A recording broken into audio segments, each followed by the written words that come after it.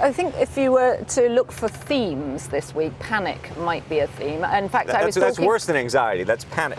Well, I think there's an element of panic, and I think that I was just talking to the head of a media agency who was talking about the book that's caused some of this panic, Ken Auletter's Frenemies, which is really about the big advertising, the holding companies, right, and how everybody's dealing in the digital age, and then of course the platforms taking on a lot of the work themselves. And she said, you know, that book just made us all look, we just don't look classy anymore.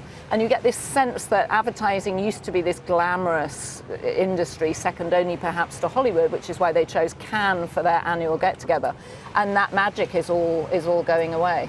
And so when you think, though, of the big issue now seems to be the fight, though, between, do you still think you're in a fight between the publishers on your publishing side of the world and on the social media side of the world? No, I think there's a fight about trust. I think it's more fundamental than that. And I think if you look at what's fallen apart in our culture, certainly in the United States, it's really trust. And what I'm actually seeing is a revert to trusted media brands. And I don't say that lightly, because for some time, and I straddle both the digital world and the print world, you know, when you have titles like Good Housekeeping or Town and Country, you know, perhaps their age could act against them. In fact, you realize these great brands, Town and Country, Good Housekeeping, Harper's Bazaar, the oldest magazines in America, have ridden every change in the market. They're still with us, they're trusted brands. And the value of a media brand, and you know, obviously you would put NBC in this, is can you stand the test of time? And that's what they've done.